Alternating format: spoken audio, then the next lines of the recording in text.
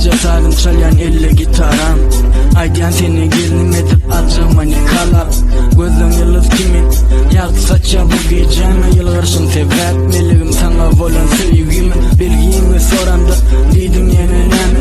Tayin sana gazap gözüm ömrümü vermeni. Gün eklik zar uğruna bolyan. Yali men islegim sen bilen yorguna dolan oli. İflesen yağmur olup yağayın sen kalbına. Hemmeden ey vuryan basayın bağrıma. Sen var edip köynemediyse bana farkı yok. Seni yitirmekten yürekten başka korku yok. Özümü silayan söyleyen deymen men görenime.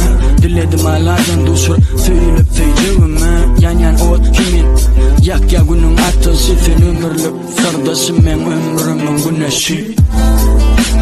Canım seni yaratıdım, aklımda görüldüm. Senin öyle sayladım, balta tarıp yürüdüm.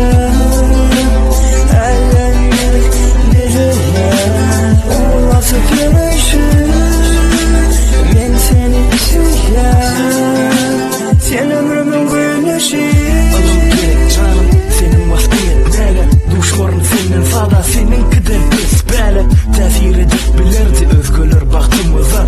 İki çek bulunmuşsa gitsedi vaktim uzak. Hürmeletli gülmesen asman akı gülmesen. Koğucazadım perişteme girdi senin gülmesen. Kalbim özümün gider yali tapmaz rahatın.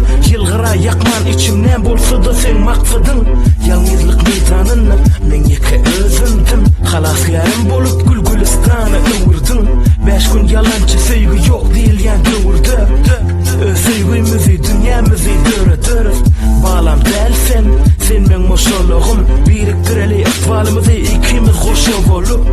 Bu orta deyip menden yüzüm ıvırcan. Sen men güneşim karan